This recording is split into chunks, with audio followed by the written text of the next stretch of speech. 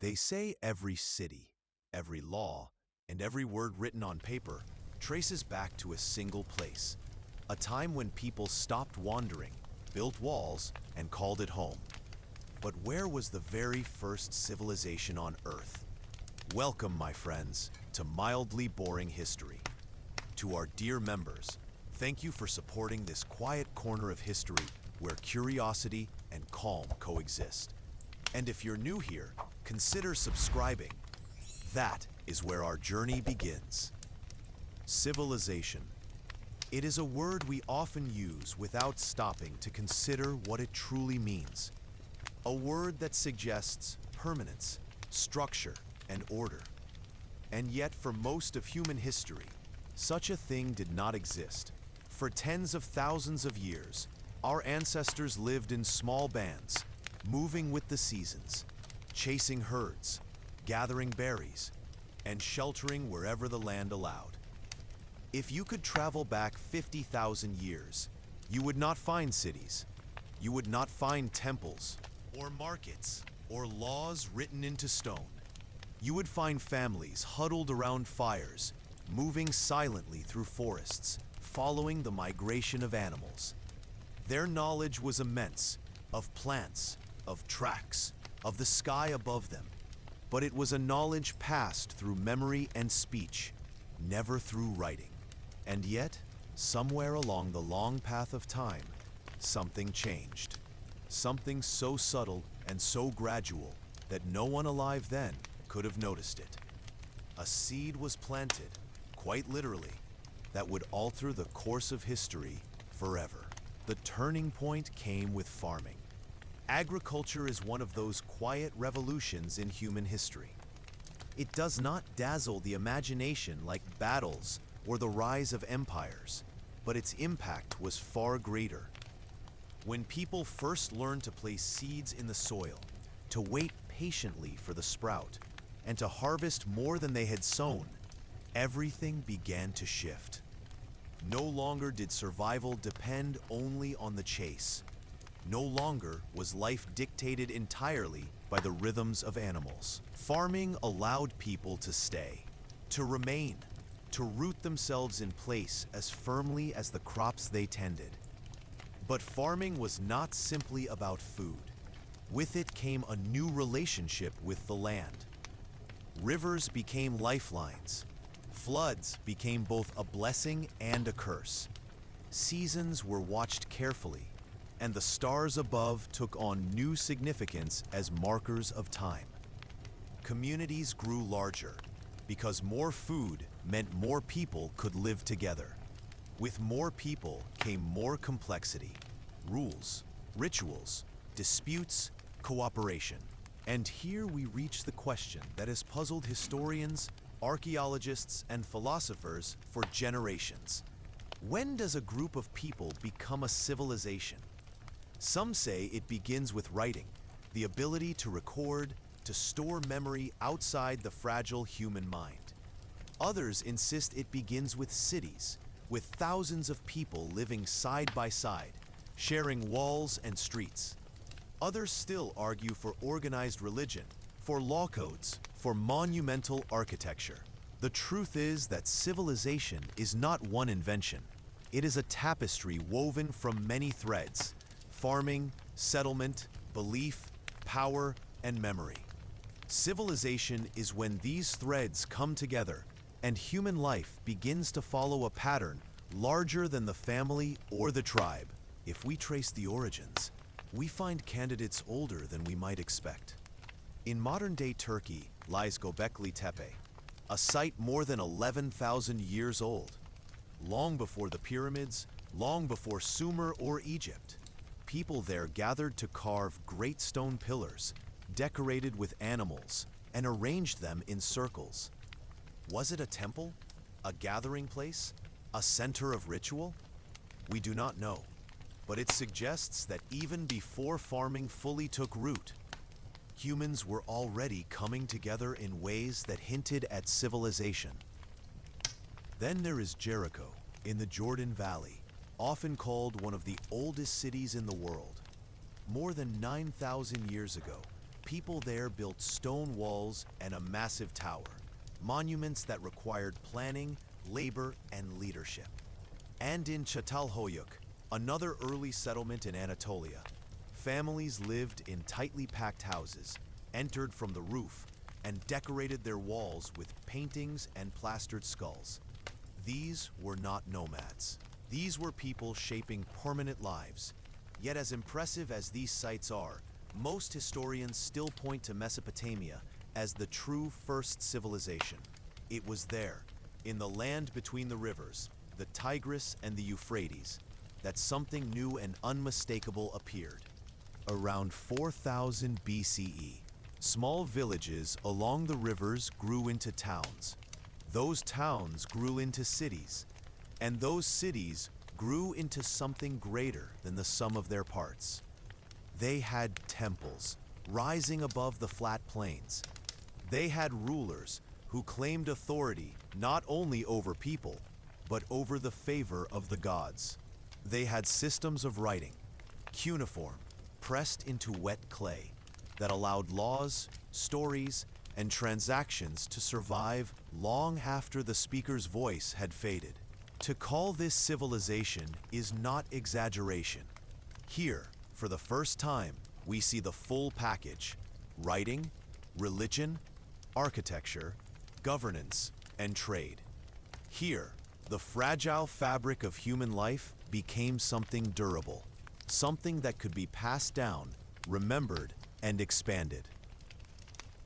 And yet it is important to remember, civilization did not arrive overnight. There was no moment when a single person announced, "We are now civilized." Instead, it was the slow accumulation of countless small acts. A farmer tending barley, a potter shaping clay, a priest offering prayers at dawn, a builder stacking mud bricks under the sun. These were the building blocks of something larger than themselves. If you close your eyes, you can almost imagine it.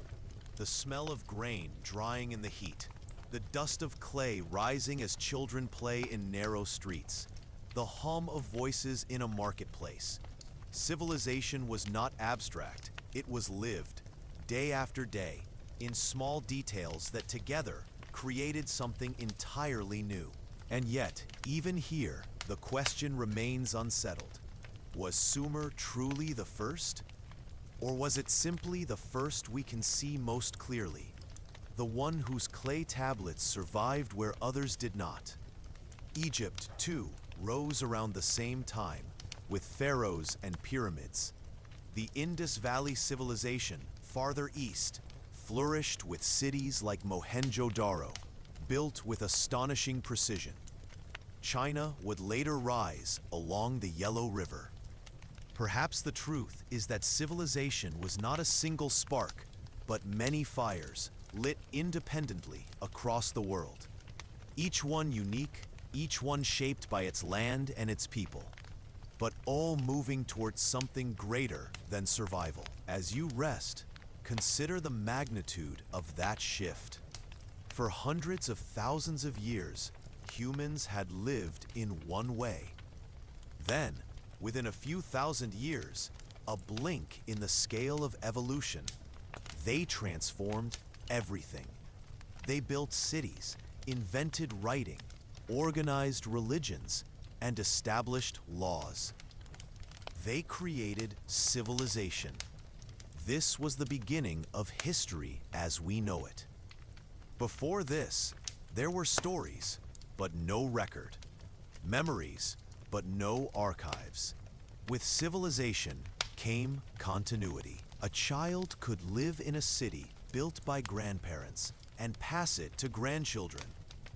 A scribe could copy a law that would outlast a king. A temple could stand for centuries. And in this transformation, geography mattered. Civilization did not rise just anywhere. It rose where the land and rivers allowed it.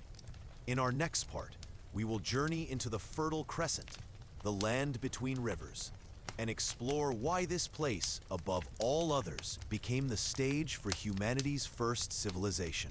If civilization is the story of humanity's first great leap forward, then the stage upon which it unfolded was a strip of land curving gently across the Middle East.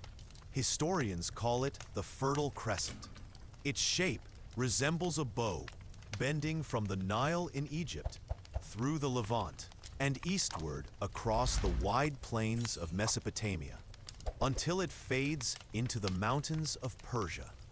To the north and south lay deserts and barren highlands.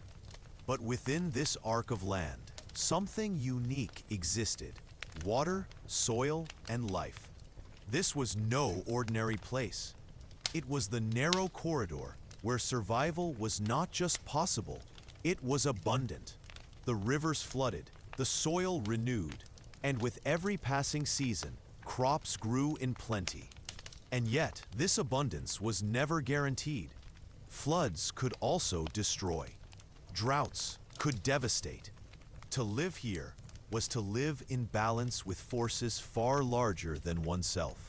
It was in this land that the first great civilizations would rise: Egypt along the Nile, Assyria and Babylonia in Mesopotamia, the Levantine cities of Phoenicia and Canaan, all shared in the blessings and the burdens of this crescent-shaped land. Let us linger for a moment on Mesopotamia, whose very name reveals its essence. Meso meaning between, and Potamos meaning rivers. The two rivers in question were the Tigris and the Euphrates. From the mountains of Anatolia, they cut southward through plains and deserts, eventually emptying into the Persian Gulf. To the naked eye, the rivers seemed unpredictable. Some years, they flooded gently, leaving behind rich silt that farmers could easily work into their fields. Other years, they rose violently, sweeping away houses, destroying crops, drowning entire herds. The same waters that sustained life could just as easily bring ruin. To live here required ingenuity. Farmers dug canals, diverted channels, and built levees. Irrigation became both a necessity and an art. Over time, whole communities were organized around the control of water. To manage irrigation meant to control survival, and thus water gave rise to cooperation, to governance, and, eventually, to kingship. One might ask, why did civilization not arise first in Europe, or in the great forests of Asia, or among the rolling hills of Africa? The answer lies partly in geography. The Fertile Crescent was uniquely blessed with domesticable plants and animals. Here grew wild strains of wheat and barley, ready to be cultivated. Lentils, peas, and chickpeas thrived in the climate. The land supported sheep and goats, which could be tamed and herded, providing both food and wool. Cattle and pigs found grazing land and shelter. The people of the Fertile Crescent, unlike so many others, had a ready-made set of species that lent themselves to agriculture and settlement. Elsewhere in the world, people lived with plants and animals far less suited to domestication. Some were too aggressive, some too fragile, some too unproductive. But here, nature offered the perfect companions for humanity's first experiments in farming. At first, the Fertile Crescent was dotted with small villages. Families built mud brick houses near fields, tended crops, and kept animals nearby. But slowly, something new emerged. Villages grew larger. Surpluses of food allowed not everyone to farm. Some became potters, tool makers, priests, or traders. Specialization appeared. With specialization came exchange. With exchange came wealth. And with wealth came inequality. By 4000 BCE, the plain between the rivers had begun to sprout its first true cities. They were unlike anything humanity had known before. Populations rose into the thousands, then tens of thousands. Walls enclosed them. Markets bustled. Temples rose above them, not only as places of worship, but as centers of administration, storage, and distribution. A city was more than just a collection of houses. It was a system, a machine of human activity, humming with labor, belief, and order. For the first time, people belonged not only to families or clans, but to a collective identity. They were citizens, yet abundance was not without cost. To manage irrigation canals, someone had to organize labor. To distribute grain, someone had to keep records. To settle disputes, someone had to enforce decisions. Slowly, power gathered in the hands of leaders. At first, these may have been priests, claiming authority through the favor of gods. Later, kings emerged, their rule backed by force, ritual, and tradition. Civilization had begun, but so had hierarchy. In the land between rivers, freedom was exchanged for order. People traded the uncertainty of wandering for the stability of living together. And with it came laws, obligations, and duties. While Mesopotamia developed in the shadow of unpredictable floods, Egypt offered a contrast. Along the Nile, floods came with remarkable regularity. The river rose each year, watered the fields, and receded, leaving rich black soil. The Egyptians even called their land Kemet, the Black Land, after this fertile gift. This predictability shaped Egyptian civilization in ways that made it distinct from its Mesopotamian cousin. Where Mesopotamian myths told of chaos, floods, and angry gods, Egyptian beliefs leaned toward order, balance, and continuity. Where Mesopotamian kingship was often contested and cities rose and fell quickly, Egypt maintained long dynasties with pharaohs ruling for centuries. But both belonged to the same fertile crescent world, societies cradled by rivers, blessed and cursed by water, bound to the land by the promise of food and the threat of loss. In the Fertile Crescent, many of humanity's great firsts took shape. The first written records, the first monumental temples, the first law codes, the first organized armies, the first trade routes stretching far beyond local lands. Even the first myths that still echo in stories told today. To live in the Fertile Crescent was to live at the frontier of human possibility. Each harvest, each building, each new generation pressed forward the boundaries of what human life could be. It is easy to be swept away by the grand sweep of history, but the story of the Fertile Crescent is also the story of ordinary people. Imagine waking up in a mud brick house, its walls plastered with clay, its roof flat and used as a storage place or even as a sleeping space during hot nights. The air is filled with the smell of grain being ground into flour, of goats bleating in small pens, of neighbors calling to each other. The streets are narrow, often little more than alleys. Water jars stand ready. Children chase one another through dust. A potter shapes clay at his wheel. A scribe bends over a wet tablet, pressing wedge-shaped marks into the surface. A priest tends the temple, preparing offerings to ensure the gods will bless the coming flood. Life was hard, often short, but it was structured. It had rhythm, and that rhythm gave meaning. And yet, as with all beginnings, fragility lingered. Cities could be toppled by floods, by droughts, by invasion. Surpluses could vanish in a single season. Walls could crumble. Records could be lost. Civilization, though it seemed strong, was always delicate.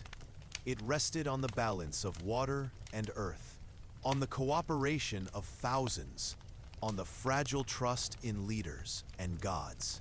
To live in the Fertile Crescent was to live always aware that abundance and ruin were separated by only a few days of rain, or the absence of it. Still, it was here, between rivers and along the Nile, that humanity crossed its threshold. Here, for the first time, people built not just for themselves, but for generations to come.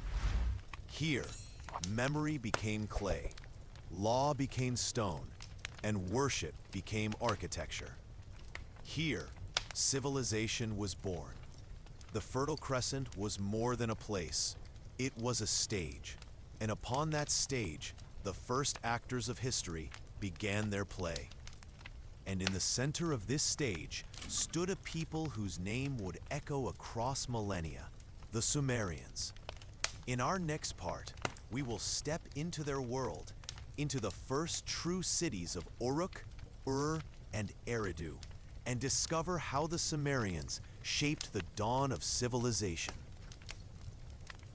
Imagine the world thousands of years ago, when the land itself seemed wider, quieter, and emptier than it does today. The air was filled not with the hum of machines or the chatter of cities, but with the softer sounds of nature. Wind pressing through reeds, birds calling over rivers, and the steady rhythm of human hands working clay or grain.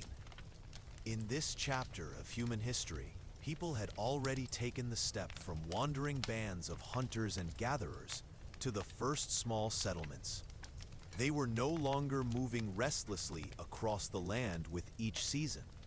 Instead, they lingered, they built, they planted, they watched the same rivers rise and fall year after year, and they began to call a single patch of earth home.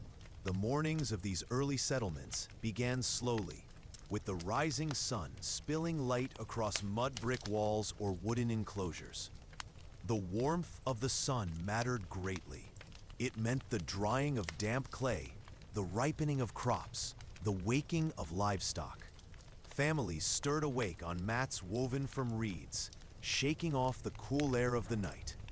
Smoke from the first cooking fires drifted upward, thin and pale, carrying with it the smell of grain, herbs, or perhaps lentils. Breakfast was simple: a flat bread baked on stone, a porridge made from barley, or dates plucked from nearby trees. Nothing was wasted.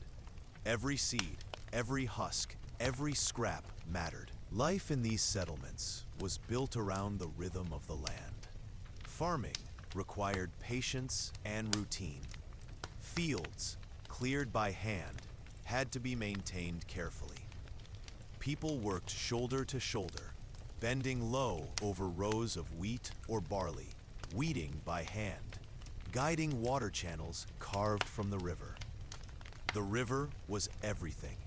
It gave fertile soil through flooding, but it could also destroy if it rose too high. To live here was to gamble every year with nature's generosity. And so, day after day, men and women tended to their crops with steady, repetitive motions, almost like a meditation. Children, too, played their part. The youngest stayed near the homes, watched over by grandparents, learning how to grind grain between stones, or to carry water in clay jars without spilling. Older children followed their parents into the fields, chasing away birds, or helping to gather reeds along the riverbanks. Childhood was shorter here. A child was a worker, an apprentice in the craft of survival.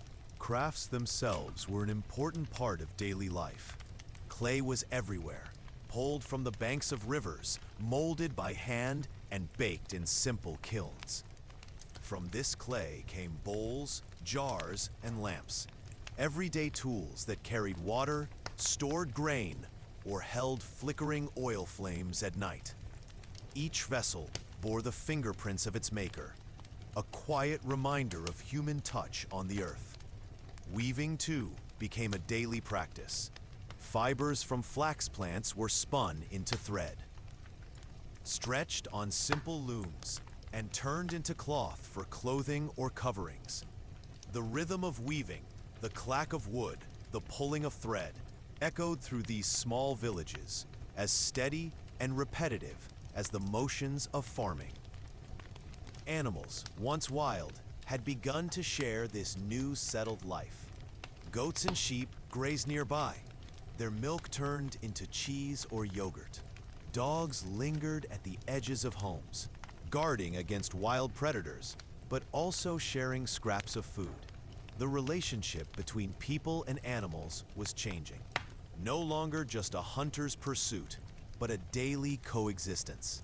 Livestock meant more than food. They were wealth. They were security. They were a sign of stability. As the sun climbed higher in the sky, the village hummed with activity. Women gathered to grind grain at large stones, their hands moving in practiced, endless circles.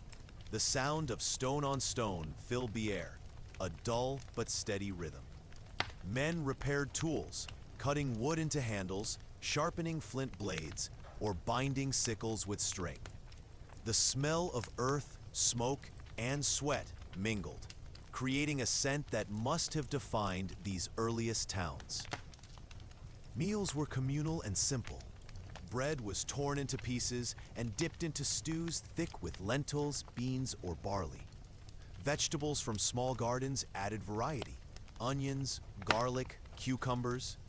Meat was rare, reserved for special occasions. But fish from the rivers were more common, caught in woven nets or speared from shallow waters. Eating was not an individual act. It was shared. A circle of family or neighbors gathered together. When the heat of the afternoon became too heavy, work slowed. People found shade against walls or rested under makeshift awnings of reeds. The children played with small clay figures, shaped into animals or human forms, their imaginations filling the gaps of what these little objects might represent. Perhaps these were just toys, or perhaps they were symbols, early echoes of a spiritual world not yet fully formed. The evenings carried a different rhythm. As the light dimmed, animals were herded back close to the homes, fires were lit, and stories began. Human voices told tales of ancestors, of the floods that had once shaped the land, or of the stars that shone above them. Night was both comfort and danger. The cool air brought relief, but shadows hid threats. Fires burned not only for warmth, but as a circle of protection, a boundary against the unknown. Above them, the stars filled the sky more clearly than we can imagine today. Without the glow of modern lights, the heavens were alive with movement. The people of these villages began to notice patterns, to track the rising and setting of constellations, to link them with the seasons. Slowly, without yet knowing it, they were building calendars in the sky, tools to guide when to plant, when to harvest, when to prepare for the floods. It was a fragile world. Disease could spread quickly in close quarters. Crops could fail with too little rain, or too much. Yet, for the first time, humanity had chosen this path: settlement instead of wandering, building instead of chasing. Life here was hard, but it was steady. And with steadiness came memory, tradition, and the first whispers of civilization. As the sun rose and set over the fledgling cities of Sumer, life became more than the rhythm of work and the flow of the river. People began to organize themselves not only around survival, but around rules, relationships, and rituals that bound them together. In these early settlements, the simple act of living side by side gave rise to the first quiet forms of social order. Leaders emerged slowly, not through sudden conquest, but through necessity. Someone had to ensure that the canals brought water to every field. Someone had to resolve disputes between families over land or livestock. Someone had to oversee the storage and distribution of grain. These were the first positions of authority, often held by men and women whose wisdom and experience earned the respect of their neighbors. Over time, their authority became institutionalized. They were no longer simply respected, they were obeyed. and thus the earliest forms of governance took root, laying the foundation for the city-states that would dominate Mesopotamia for centuries. Alongside authority, ritual and belief developed. Each home held small symbols, clay figurines of mothers, symbols of fertility, or tiny vessels intended as offerings. Temples, larger and more elaborate, rose at the center of cities. They were not only places of worship, but centers of administration. The priests and priestesses who tended these temples managed stores of grain, collected taxes in the form of produce, and oversaw communal rituals. Religion and governance were intertwined. To honor the gods was also to respect the social order. The spiritual life of the Sumerians was rich and deeply woven into the fabric of daily existence. Seasonal festivals marked planting and harvest, floods, and celestial events. Offerings were made to ensure the favor of gods who controlled rain, sun, and the fertility of the soil. Myths were told not as mere stories, but as frameworks for understanding the world. Tales of gods warring, creating, or judging humans explained the cycles of nature and human experience. In this way, spirituality was both comfort and guide, shaping morality, law, and the shared imagination of the people. Trade also became a crucial part of city life. While the first settlements had enough food to survive, they lacked other resources: stone for tools, metals for weapons and jewelry, or timber for building. Merchants and traders carried goods from distant lands, exchanging grain, wool, or crafted items for raw materials they could not produce themselves. These early trade networks stretched far beyond individual cities, linking Sumer to neighboring regions. Even at this early stage, people realized that survival and prosperity depended not only on local production, but on the careful exchange with others. This exchange, like everything else, demanded record-keeping. And so, writing emerged. At first, it was simple: impressions in clay tablets to mark quantities of grain, herds, or labor owed. Over time, these marks became symbols representing sounds, then words, then entire narratives. Writing allowed knowledge to escape the confines of memory, enabling agreements, laws, and stories to endure. Civilization, in this sense, became a conversation across generations. A scribe's clay tablet might outlast its author by decades, even centuries, preserving the efforts, thoughts, and agreements of a city's inhabitants. Life in Sumerian cities was complex yet fragile. The first city-states, Uruk or Eridu, were centers of culture and power, but they depended on careful balance. Too much water, too little, and the fragile network of irrigation could fail. Too many disputes without resolution, and social cohesion could crumble. Disease spread easily in dense settlements. Wars and raids threatened stability. Yet, these people persisted. They experimented with ideas, systems, and beliefs. They learned cooperation, compromise, and control. They discovered that together, they could achieve what alone they never could. Even within these complexities, the rhythm of daily life remained. Families still rose with the sun, worked in fields, tended animals, and prepared food. Children learned skills by watching and imitating. Crafts continued to improve with time, from pottery to weaving to metallurgy. Every small action, digging a canal, shaping a jar, teaching a child, was a brick in the structure of civilization itself. At night, the cities did not sleep completely. Fires flickered in homes and temples. The soft hum of voices carried through alleys and courtyards. Priests whispered prayers to the gods of water and sky. Traders recounted news of distant towns. Children dreamed of the world beyond their walls. perhaps sensing that these early cities were not the end, but the beginning of something far larger. Civilization, fragile and nascent, had taken its first full breath. It had emerged from soil, water, labor, belief, and memory. And at the heart of it were people just like us, learning, struggling, creating, and dreaming. They had discovered that life could be more than mere survival. Life could be structured, remembered, and shared.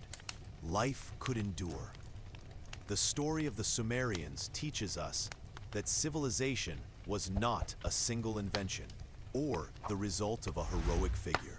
It was the patient work of countless hands, the careful observation of nature, the forging of trust and cooperation, and the willingness to build not for oneself alone, but for the generations to come.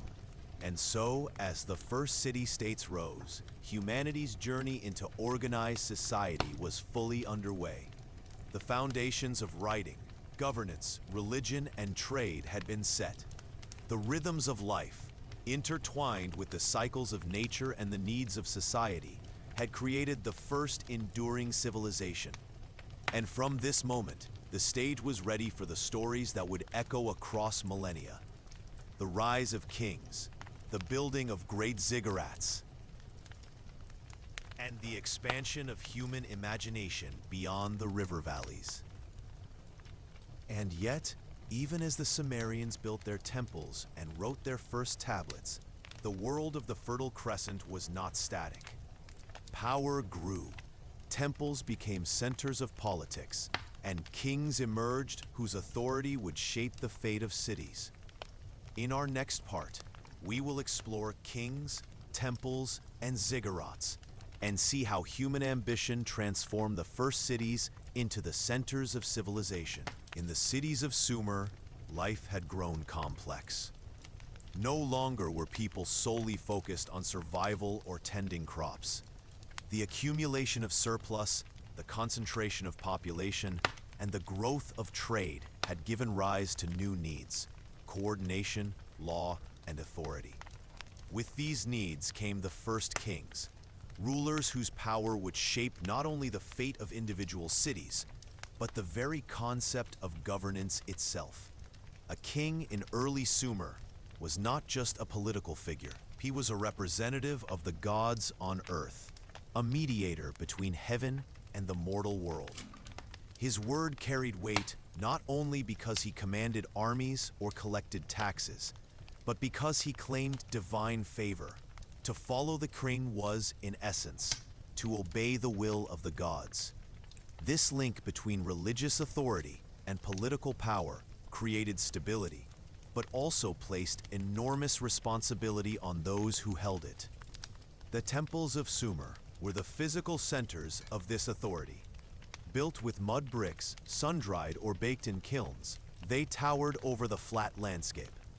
These were ziggurats, stepped pyramids rising layer by layer, their tops often crowned with a shrine. Each ziggurat was more than a building. It was a symbol of the city's devotion, wealth, and organization. The construction required thousands of laborers, coordinated over years, with precise measurements and careful planning. To witness the building of a ziggurat was to witness the collaboration of an entire society, from rulers to farmers to artisans. Inside the temples, rituals unfolded that reinforced the power structures of the city.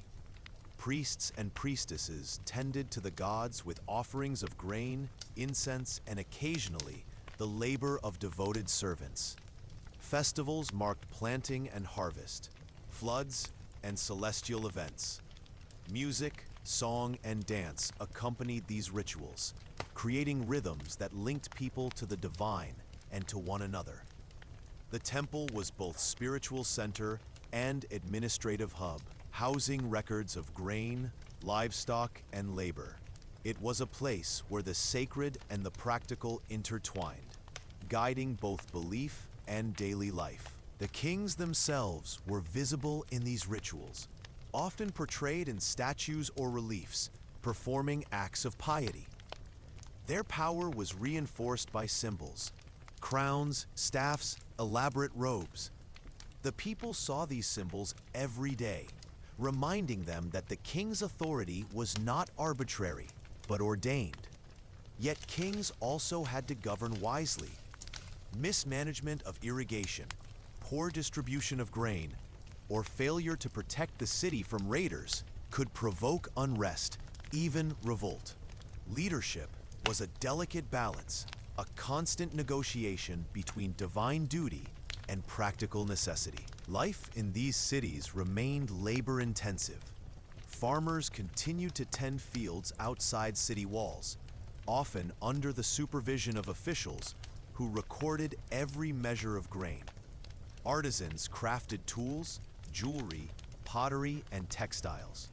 Merchants traded with distant lands, bringing copper, tin, and precious stones from faraway regions.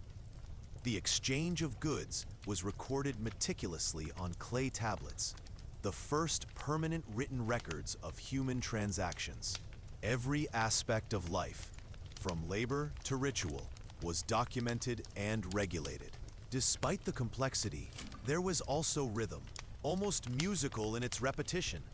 The rising sun called the farmers to work. Midday heat slowed activity, giving space for rest or social gatherings. Evenings were for storytelling, small celebrations, and quiet reflection. Children learned the roles they would one day inhabit: scribes, priests, farmers, potters, traders. Life was structured, demanding, and in its repetition, comforting. Yet, these cities were not without tension. With the concentration of wealth and power came inequality. Some families prospered, living in larger homes, enjoying better food and possessions. Others labored constantly, their lives defined by work, tribute, and obedience. Temples and palaces dominated the landscape, reminding everyone of the gap between rulers and ruled. Conflict was always near, whether between city-states vying for land and water, or within communities negotiating fairness and authority. The ziggurats themselves were silent witnesses to both order and fragility. Built to reach toward the heavens, they symbolized humanity's desire to connect with something greater. Yet they also depended on thousands of human hands for maintenance. A failure to repair walls, a neglected canal, a poorly stored grain surplus, these small lapses could endanger entire cities. Civilization, even at its most grand, was precarious. But the people of Sumer persisted. They adapted, learned, and recorded their experiences. They created the first law codes, early examples of governance codified in writing. They developed the first forms of literature, the epic tales of gods, heroes, and kings. They wove together work, ritual, and record into a tapestry that defined not just survival, but memory, identity, and culture. Nightfall brought a slower rhythm. Fires flickered along streets and in homes. Priests whispered prayers in the temples. Children listened to stories of creation, of divine judgment, and of heroic deeds. In the quiet, one could almost hear the heartbeat of the city, the steady pulse of human organization, faith, and imagination. In the end, Sumerian cities demonstrated something profound: that civilization was not just the result of agriculture, writing, or walls, but of cooperation, planning, and belief. Kings, temples, and ziggurats were not mere monuments. They were the scaffolding of human order, the visible structures of intangible ideas, the first physical manifestations of society itself. As the ziggurats cast long shadows over the fields and canals, the Sumerians were not just building cities, they were shaping the concept of civilization, laying foundations that would influence cultures for millennia. From the rhythm of work to the grandeur of the temples, from the scribes' clay tablets to the king's decrees, They were writing the first chapters of history, chapters that humanity would continue to read, interpret, and build upon. And yet, even as the Sumerians perfected their cities and temples, the world was changing. Surrounding regions began to rise, ideas and innovations spread, and the delicate balance of power set the stage for new empires. In the next part, we will explore the rise of Akkad, the first empire, and how ambition transformed the Fertile Crescent forever. The world of Sumerian city-states was thriving, yet fragile. City after city had learned to cultivate, to trade, to worship, and to govern. But the competition for land, water, and resources was constant. In this environment, one man's vision would forever change the Fertile Crescent, uniting the fragmented cities under a single banner for the first time in human history. That man was Sargon of Akkad, whose rise marked the birth of the First Empire. Sargon's story begins in obscurity, a child born in secrecy, his early life shrouded in myth. According to later accounts, he was set adrift in a basket along a river, much like another famous story centuries later in Egypt. Yet what matters most is not legend, but the reality of ambition in a land already ripe for unification. Sargon recognized that the city-states, while prosperous, were vulnerable. Each held its own power, its own walls, and its own laws. But all depended on the same rivers, the same trade routes, the same resources.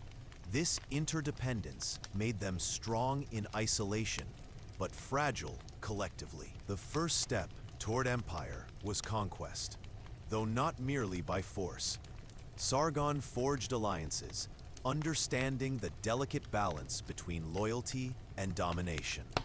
He united soldiers, farmers, and artisans under his banner, promising protection, stability, and wealth. Armies were mobilized, not just for war, but for organization. Roads, fortifications, and canals were improved to link the cities together, creating an infrastructure the region had never seen. Sargon understood that control over the land required control over both people and resources. The city-states of Sumer were resistant, as any independent city would be. Uruk, Ur, Lagash, and Nippur had their own rulers, their own gods, their own traditions. Yet Sargon's strategy was methodical. He left local rulers in place if they submitted willingly, demanding tribute in grain, livestock, and labor. Those who resisted faced his armies directly. By combining diplomacy, coercion, and military power, he gradually brought the Fertile Crescent under his dominion. For the first time, the region experienced unity, however fragile and temporary. The Empire of Akkad introduced new concepts of governance. While kings before him had ruled individual cities, Sargon's authority extended across hundreds of miles. Administrators were appointed to oversee each city. Record keeping became standardized, and trade was regulated across regions. Roads facilitated movement not only for armies, but for merchants and officials. Grain and goods flowed from one end of the empire to the other, stabilizing food supplies and fostering economic growth. The empire, for all its power, relied on cooperation as much as it did on force. Yet, empire was never simple. The Akkadian rulers had to navigate the delicate balance between local traditions and central authority. Temples and priests remained central to city life, their influence essential in maintaining loyalty.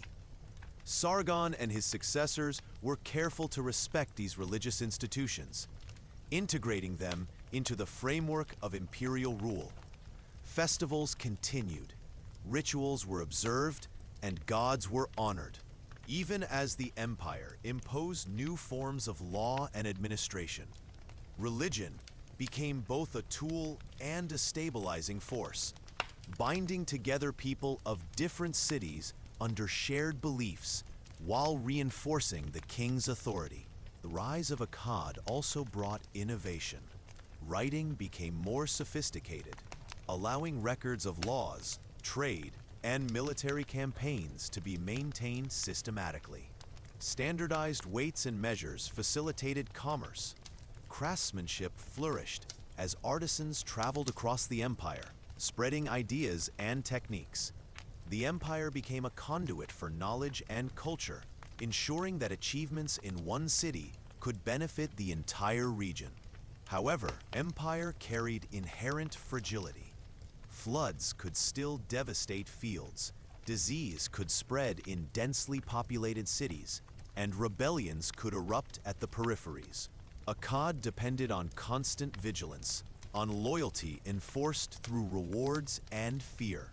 Its rulers were powerful, but their authority rested on the continued cooperation of many thousands of people, farmers, soldiers, scribes, and priests, whose daily labor sustained the vast machinery of the empire.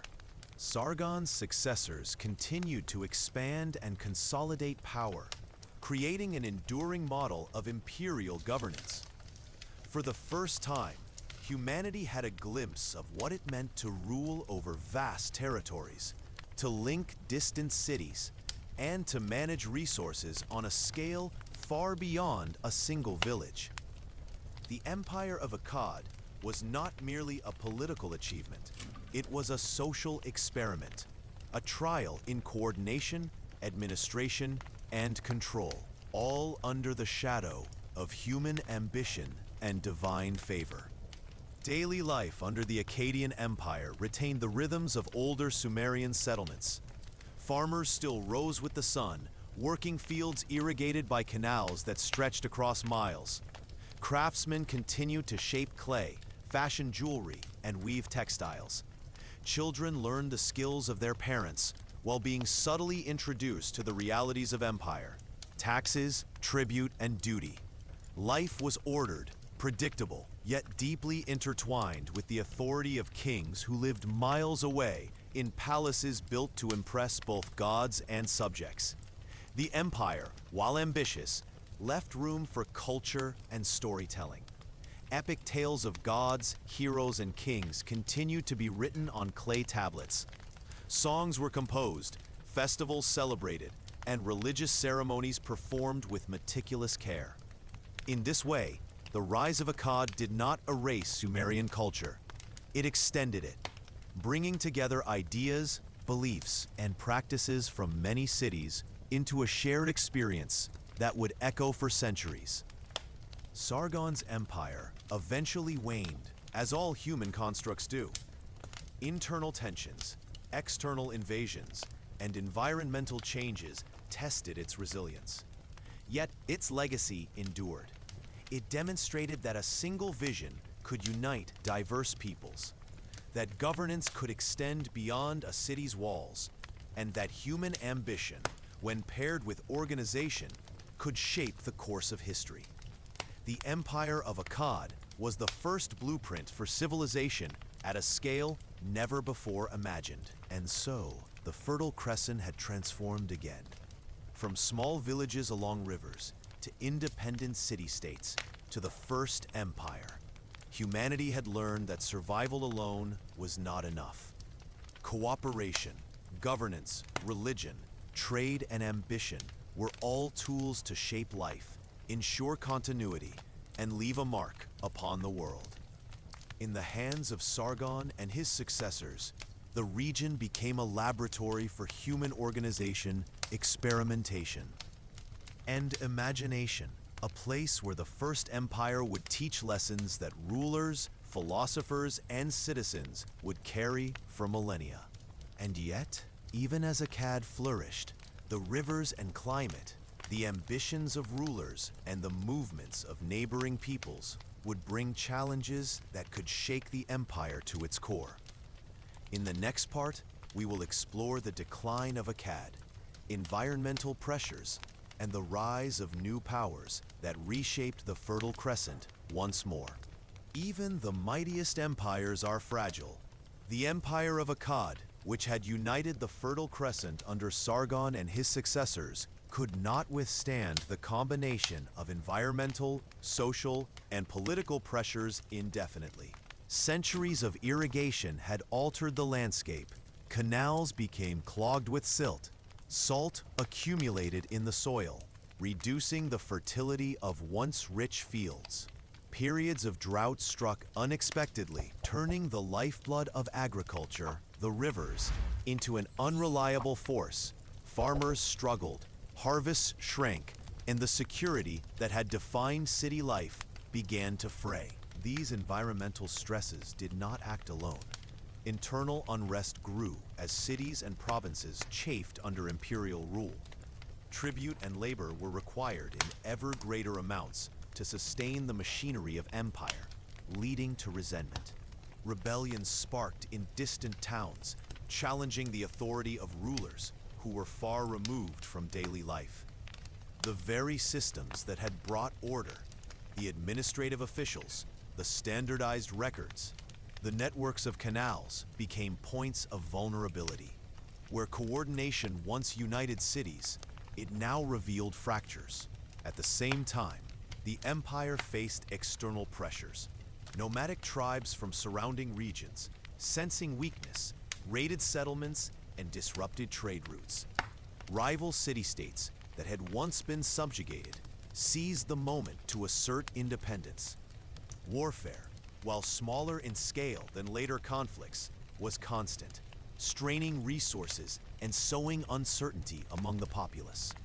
The Akkadian Empire, remarkable in its organization and vision, began to crumble under the weight of its own complexity. Out of this turbulence, a new power began to emerge: Babylon. Initially a minor city-state along the Euphrates, Babylon benefited from geography, leadership, and circumstance. Its location allowed it to prosper from trade and agriculture even as the Akkadian heartlands suffered. Its leaders, observing the collapse of Akkad, learned important lessons. Stability required not only conquest, but careful management of resources, respect for local customs, and an understanding of the fragility of human societies in the face of nature's whims. Babylon's rise was gradual. Unlike the sudden and legendary campaigns of Sargon, Babylonian power grew through patient accumulation of influence, alliances, and trade. The city maintained strong defenses while fostering cultural and religious life. Temples were constructed and expanded. Ziggurats rose to the sky, and priests managed rituals with precision. The people of Babylon were tied together not only by governance, but by shared belief, trade networks, and family, and common cultural practices that had evolved from the Sumerian tradition. The early Babylonian kings understood that knowledge and record-keeping were essential.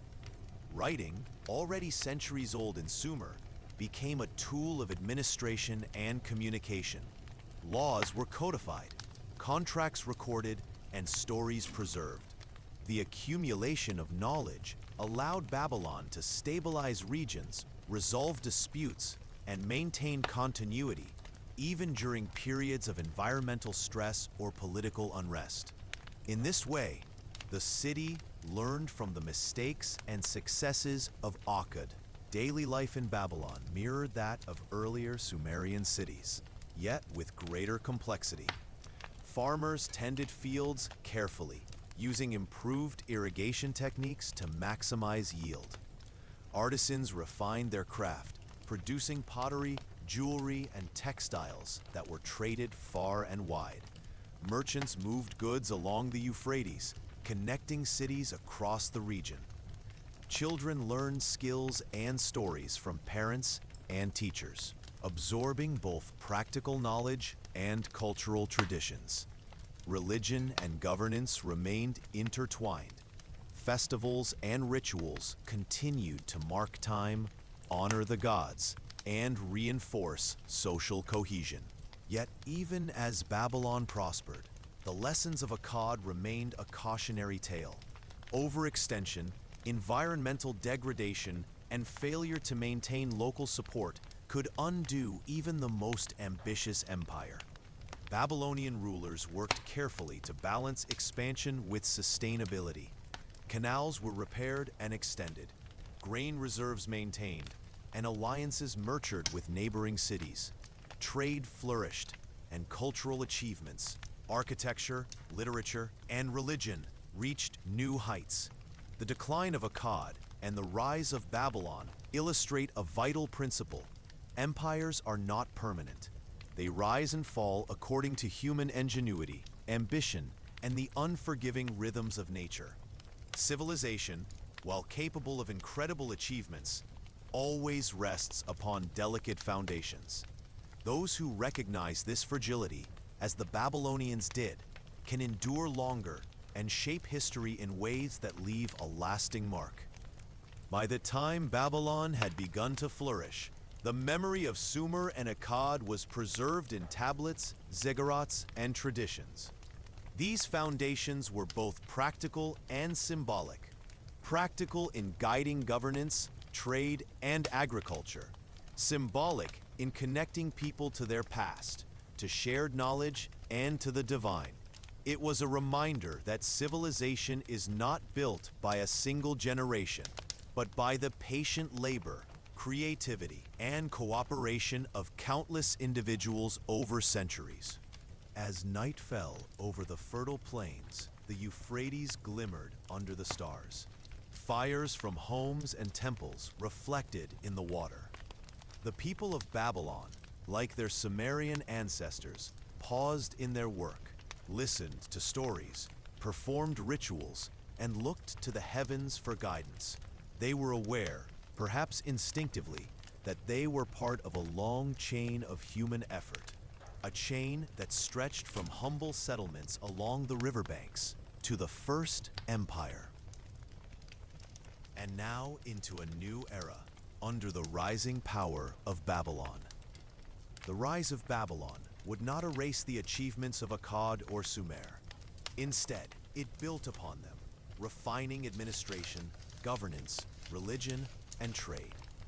It demonstrated that knowledge could survive collapse, that culture could endure beyond the fall of kings, and that the lessons of the past could inform the future. And in this way, the Fertile Crescent remained the cradle of civilization, a place where humanity's first experiments in society, governance, and culture were continuously refined and expanded. Yet, even as Babylon stabilized and thrived, the world beyond its walls was not quiet. Foreign invaders, shifting alliances, and the ambitions of future kings would challenge its power. In the next part, we will explore the expansion of Babylon, the law of Hammurabi, and how one king reshaped the world with order and justice. Babylon had risen from the ashes of older empires, carrying with it centuries of knowledge, tradition, and experience. Yet even in a prosperous city, chaos lurked beneath the surface. Disputes over land, water, trade, and inheritance threatened to disrupt the delicate balance of society. It was in this environment that Hammurabi, one of Babylon's most famous kings, would leave a mark that would echo across millennia. A codified system of laws designed to guide, regulate, and preserve order in human life. Hammurabi's ascent to power was gradual and careful. He inherited a kingdom that already controlled many city-states along the Euphrates. But his ambition extended further. He sought not only to conquer neighboring regions, but to create stability, ensuring that the empire could endure beyond his reign. Conquest alone was not sufficient. Law, administration, and governance would be the tools that transformed Babylon into a lasting civilization. The most enduring symbol of Hammurabi's reign is his code, etched meticulously into a massive stone stele. The Code of Hammurabi was not a single law or decree, but a collection of over 280 rules, addressing virtually every aspect of life: commerce, family relations, labor, property, and justice. These laws were designed to be public, to be seen and known by all who could read or hear them read aloud. In doing so, Hammurabi created one of the earliest examples of what we might now call the rule of law, a set of guidelines that applied, at least ideally, to all members of society, from the humble farmer to the wealthy merchant. The laws themselves were precise, reflecting the realities of life in a bustling empire. Trade had to be fair, debts and contracts clearly defined, theft and violence punished according to the severity of the crime. Family life was regulated, with provisions for inheritance, marriage, and care for children. Laborers, artisans, and officials were all held accountable, ensuring that the mechanisms of city life, irrigation, trade, and craftsmanship continued smoothly. Each law reflected a careful balance of justice and practicality, designed to maintain order while acknowledging human imperfection. Hammurabi's stele, often displayed in temples, was more than a legal document. It was a symbol of divine authority. According to its inscriptions, Hammurabi claimed to act under the guidance of the god Shamash, the deity of justice. By linking the law to divine will, the king reinforced both his authority and the sacredness of justice itself. Obeying the law was not merely a civic duty. It was an act of devotion, a recognition of order ordained by the gods. Daily life under Hammurabi's rule continued along familiar rhythms. Farmers rose before dawn to tend their fields, their work guided by irrigation schedules and expectations of tribute. Craftsmen shaped clay, wove textiles, and hammered metal, their labor organized by standards codified in law. Merchants navigated rivers and trade routes, their agreements now enforceable under a clear system of rules. Children learned skills and stories, hearing tales of gods, kings, and the consequences of both obedience and transgression. Yet even as the code imposed order, life remained unpredictable. Floods still threatened crops, disease still spread in crowded cities, and political tension simmered at the borders. Hammurabi's laws could guide human behavior, but they could not control nature, nor eliminate ambition, greed, or conflict entirely. Civilization, as ever, was a careful balance between human ingenuity and the unpredictability of the world. The codification of law had effects beyond mere governance. It reinforced the idea that civilization was more than survival. It was an organized, structured society in which actions and consequences were measured and understood. Writing, already centuries old, became a tool not only for trade and record-keeping, but for justice. Knowledge could be preserved, interpreted, and applied consistently.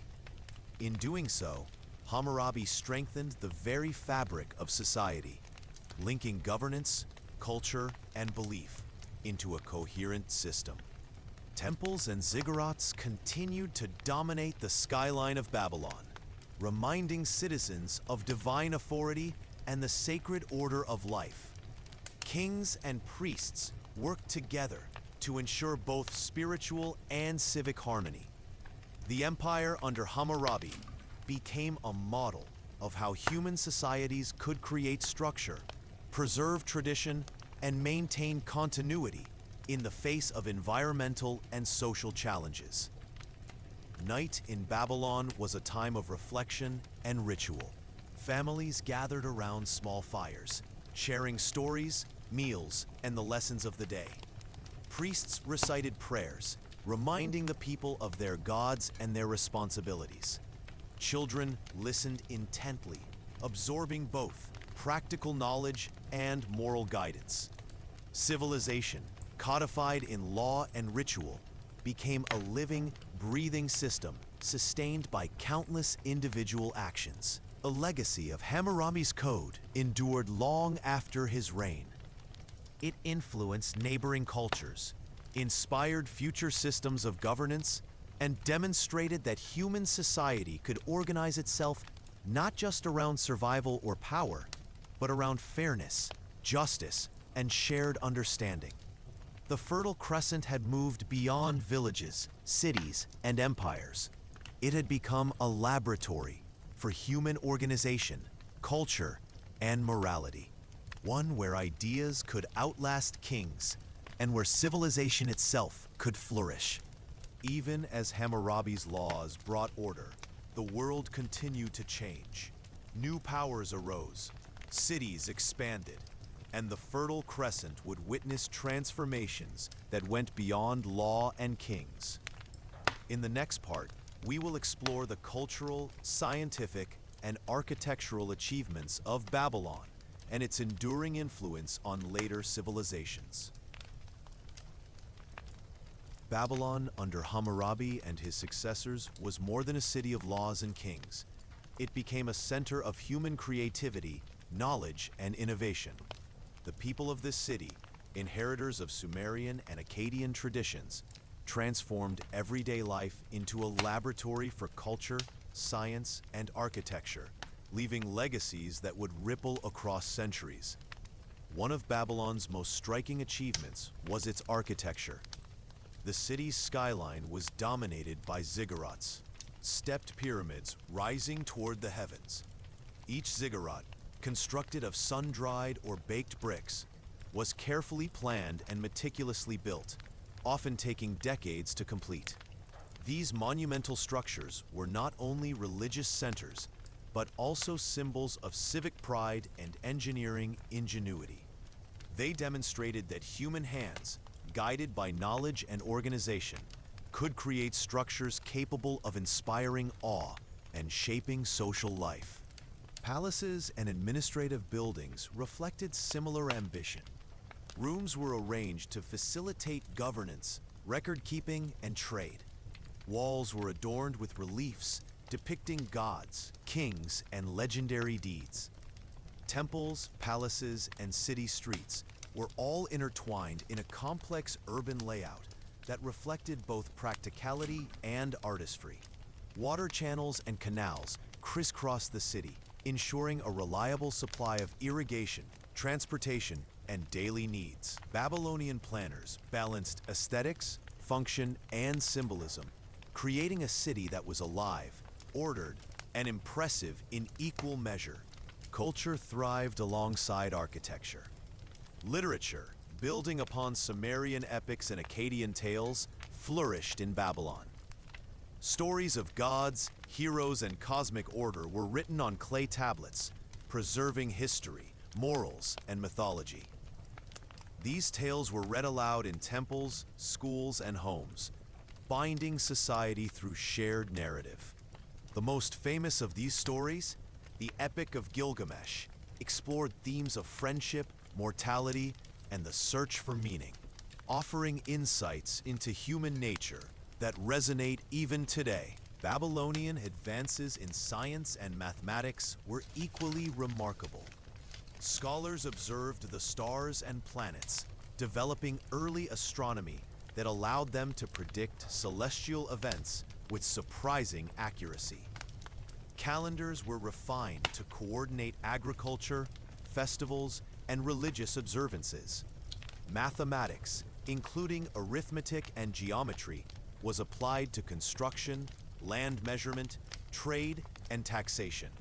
The practical and theoretical intertwined, demonstrating that knowledge served both everyday life and intellectual curiosity. Trade and economy thrived under this cultural and scientific foundation.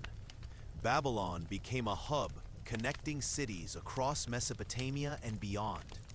Merchants traveled long distances with textiles, metals, and grain, exchanging goods and ideas.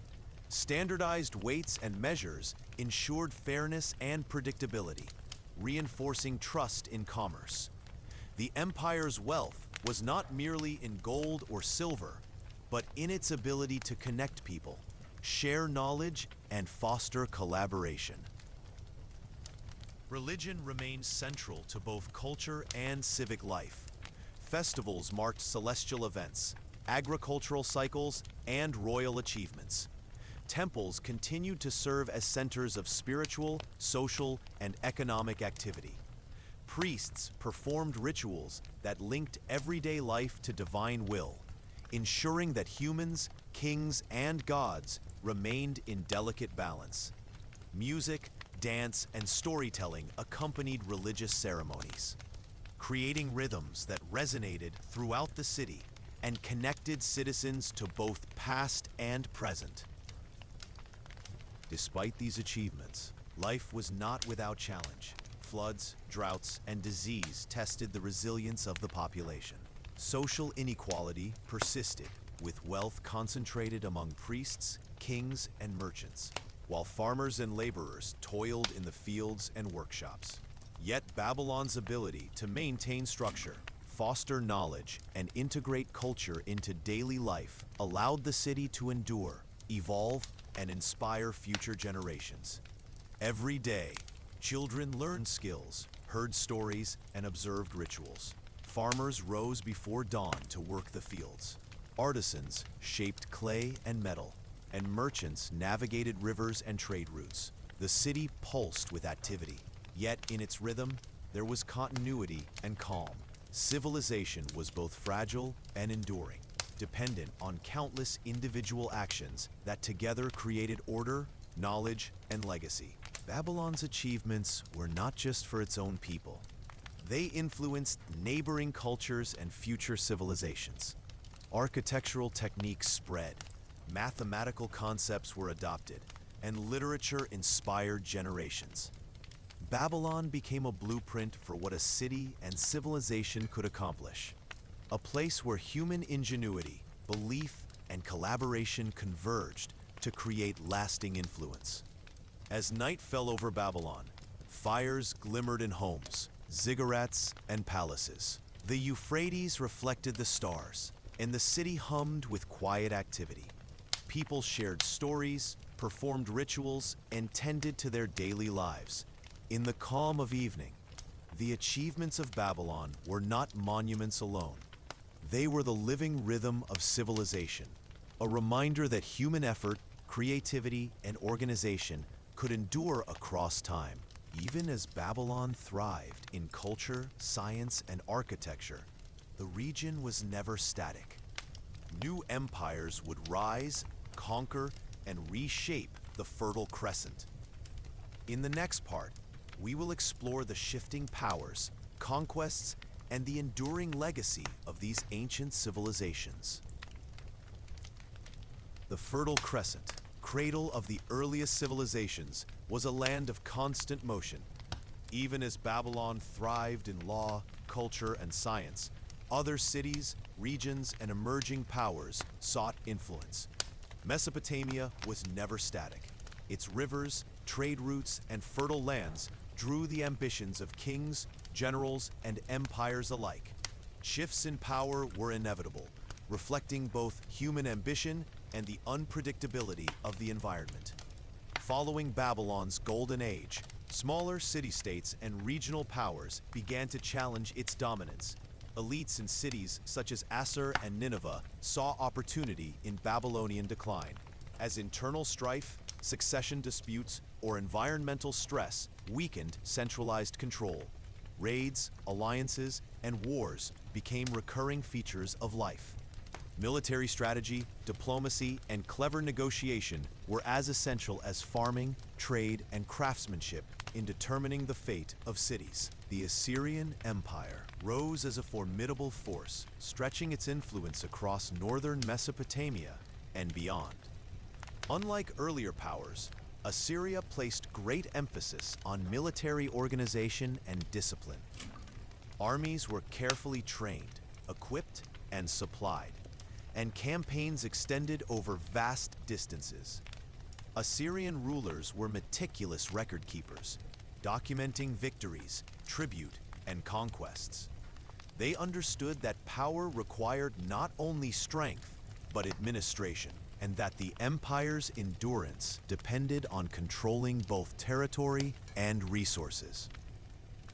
Even amid conquest, culture, and religion were integral.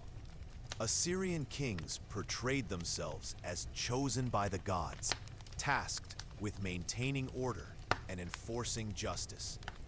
Temples were built, rituals observed, and scholars employed to record knowledge. Cities were rebuilt, trade encouraged, and architecture flourished. Assyria demonstrated that power could be exercised not only through fear or force, but through infrastructure, administration, and belief. Despite their dominance, empires in Mesopotamia were always vulnerable to environmental pressures. Floods could devastate farmland, droughts reduced harvests, and disease spread quickly through densely populated settlements.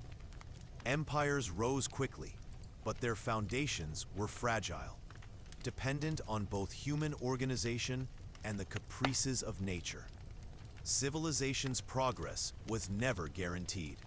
It required constant vigilance, adaptation, and cooperation. Trade and economy continued to connect cities across the region. Even in times of conquest, merchants carried goods along rivers, exchanging textiles, metals, grain, and luxury items. Markets were lively centers of information and exchange, blending ideas, beliefs, and practical knowledge. Writing, established centuries earlier, remained a critical tool for contracts, trade records, and administrative coordination, linking one city to another in a network of human effort and organization. Daily life, while shaped by these larger political movements, retained the rhythms that had guided human existence for millennia. Farmers rose at dawn to tend crops. Artisans crafted goods, and children learned the skills of their elders. In homes and temples, rituals and storytelling continued, preserving culture and belief even amid uncertainty. Civilization, in its quiet continuity, persisted through individual effort, memory, and cooperation. The region's shifting powers also facilitated cultural exchange. Architectural styles, religious practices, and artistic techniques spread across empires. Knowledge accumulated over centuries. Mathematics, astronomy, literature, and law was transmitted, refined, and preserved. Mesopotamia's cities were not isolated.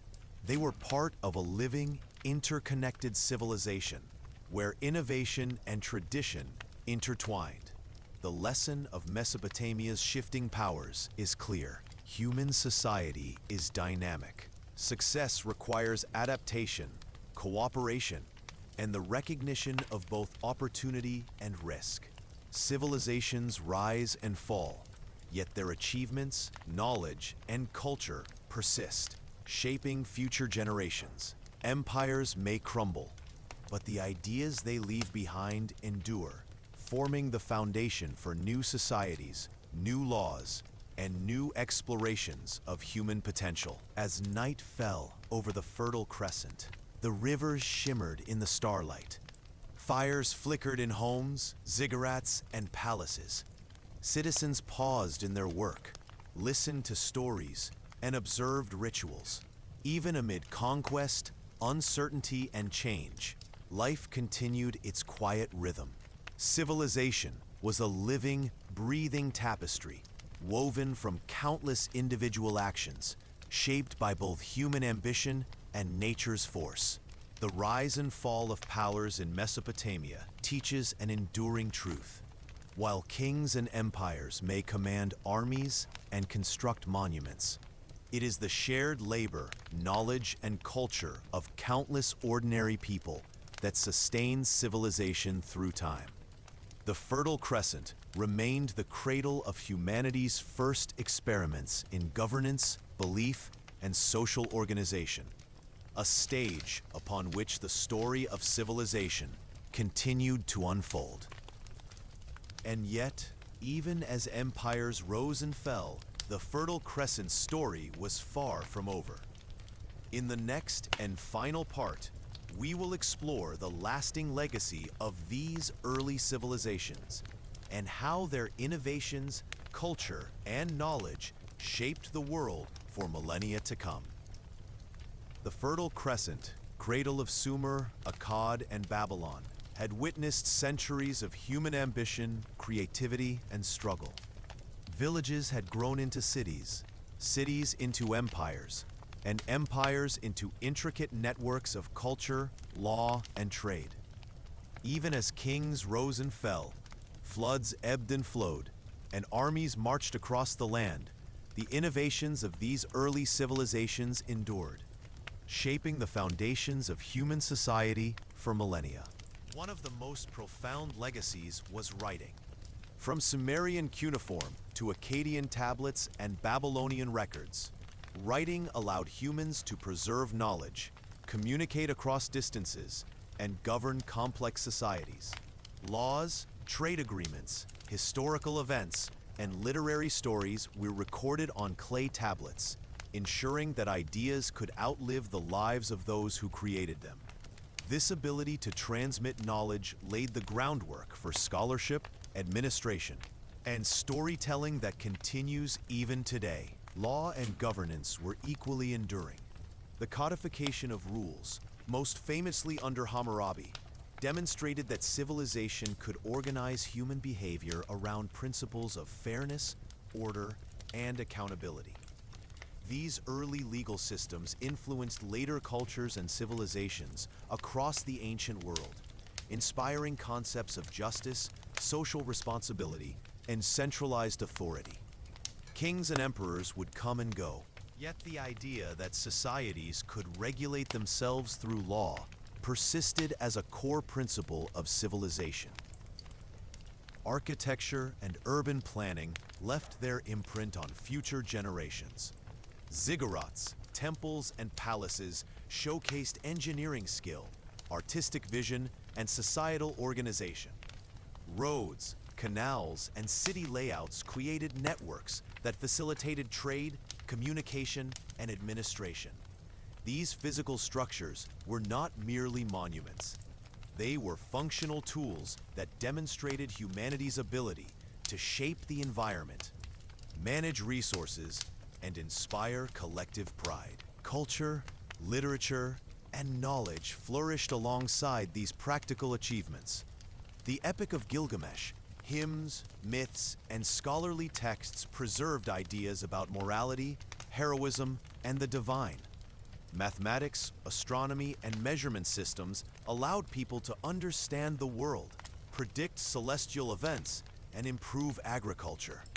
Music, art, and ritual gave meaning and cohesion to daily life, connecting generations through shared practices, beliefs, and stories.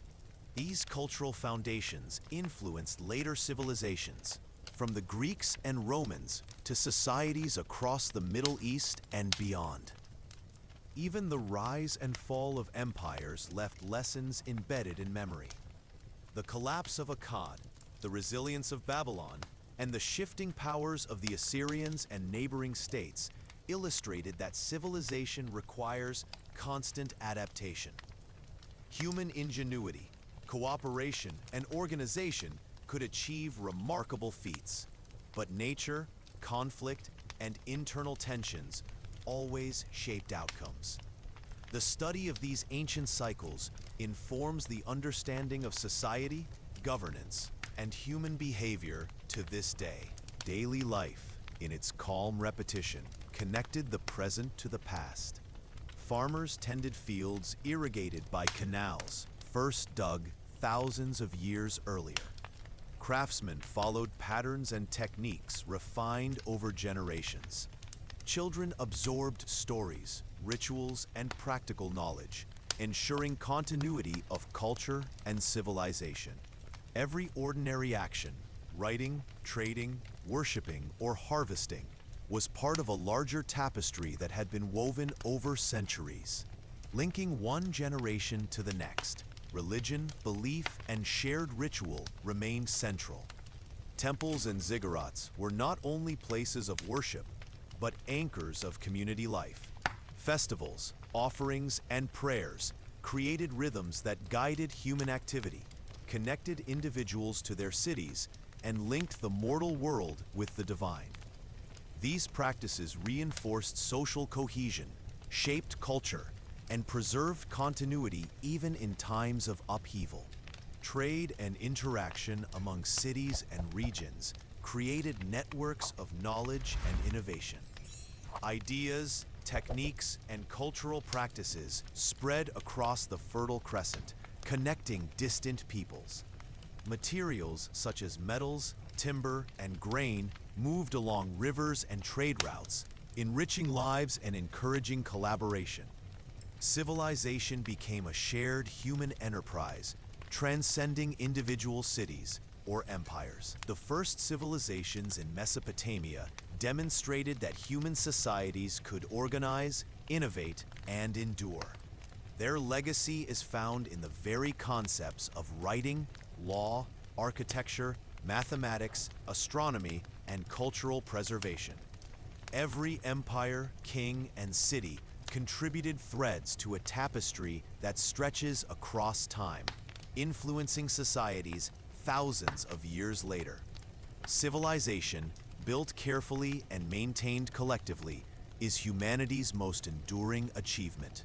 As the sun set over the ancient plains, rivers glimmered in the fading light.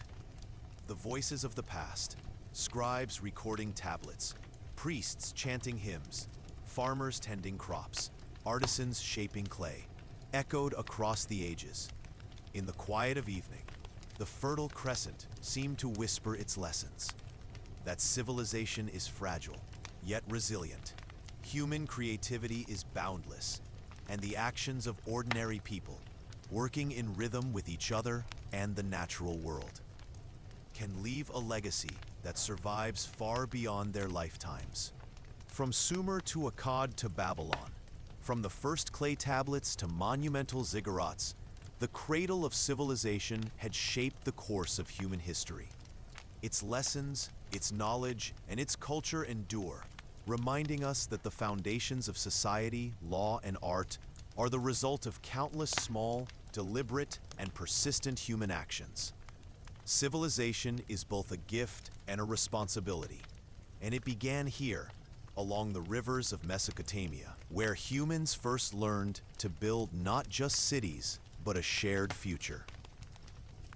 And so ends our journey through the first civilizations on Earth.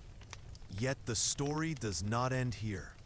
The innovations, laws, and cultures of Sumer, Akkad, and Babylon would ripple through time, influencing empires, nations, and civilizations for millennia. Their legacy lives on in the structures we build, the stories we tell, and the laws that guide us, a testament to humanity's enduring capacity to create, organize, and imagine.